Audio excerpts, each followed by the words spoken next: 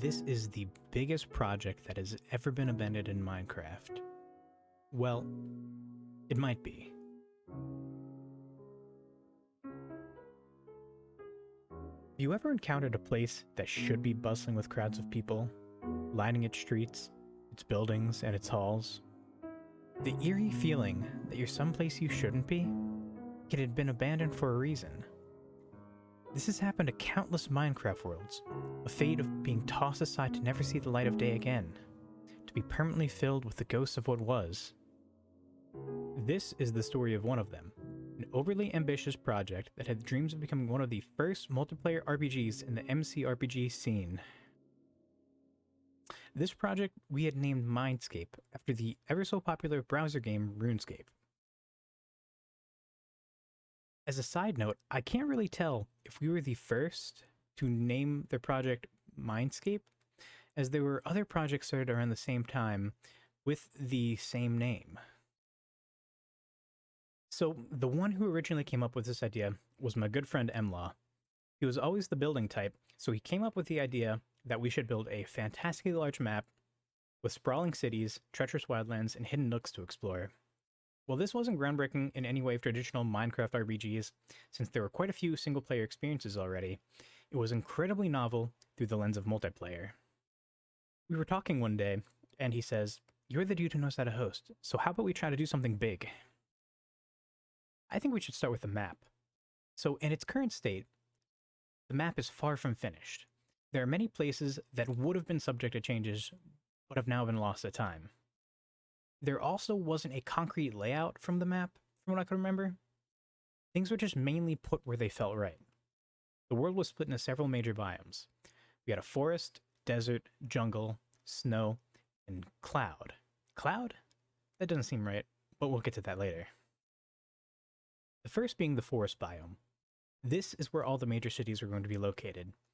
It mainly consists of gently rolling hills, and in this area, it's filled with a lightly packed forest that fill the gaps between cities.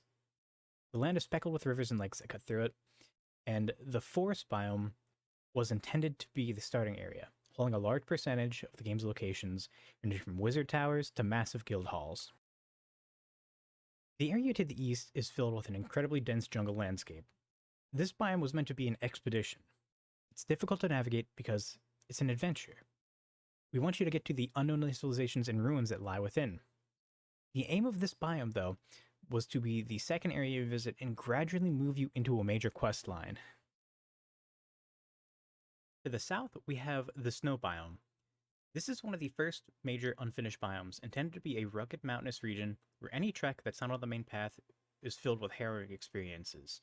There's a Nordic Skyrim-esque civilization nestled along these mountains. And then there was the desert to the west.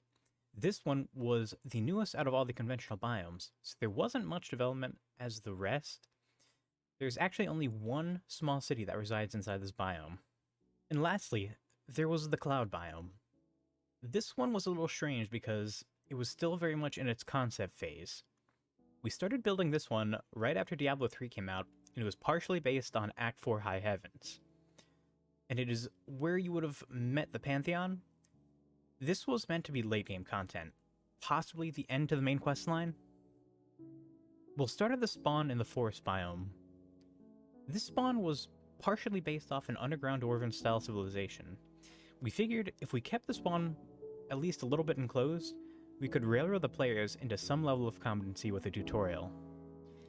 It was actually in the works to replace this spawn with a spawn island to have another parallel with Runescape. The first town you're likely to come upon would be a small town that is directly on the main road. This is essentially meant to slow you down so you take the turn towards the capital city. That then takes us to the capital city. The city itself was surrounded by massive walls, and the first thing that you notice when you walk through the gates is the massive round fountain structure. We took to calling this the Ground Exchange because it was supposed to function as a trading hub similar to the GE of Runescape. So that gets basic introductions out of the way, but I don't want this just be me going over every single area and build with a fine-tooth comb. That's not what this project should be known for, nor what makes this project what it is. Most of these builds are from around 2012 to 2013, so even in a modern context, this is not the peak of Minecraft builds. Our Minescape in some way is a bit of an anomaly. The world has been well preserved, and on top of that, the story itself has not been forgotten. There are countless better worlds that have been lost to time, each with their own story. There's been a fire burning under me for a while now to share this world, as just as easily this world could suffer the same fate as the many before had. This brings me to why I'm making this video. There are very few games that can garner such a strong sense of feelings and nostalgia to me like Minecraft can. I can go to any part of this world and stand around there and it feels like something's off. Something sad and almost a little unsettling. I think some people would call this the feeling of canopsia, and its definition is the eerie, forlorn atmosphere of a place that's usually bustling with people but is now abandoned and quiet. A school hallway in the evening, an unlit office on a weekend, a vacant fairgrounds. An emotional afterimage that makes it seem not just empty, but hyper empty, with a total population in the negative, who are so conspicuously absent they glow like neon signs. Nonetheless, I assume at the very least, a few of you have similar sentiments. That's why I'm also asking you to share your stories and worlds. We've started the Minecraft World Archive, otherwise known as the MCWA. I know there are many other archiving projects out there, but they all seem to be a collection of random worlds scraped from anywhere. The MCWA is for people both to share their physical worlds, but most importantly, the story behind it. So, if you have any worlds that you'd like to share, please stop by and tell us a little bit about them and why they're important to you at the MCWA subreddit.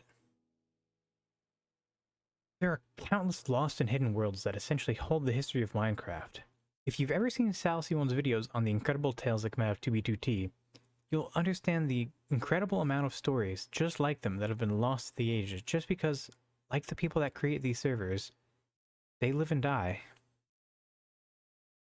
Before we end this video, I'd like to mention a few things. If you stayed this long, I hope you consider liking this video and dropping a sub. It really does help out the channel a lot.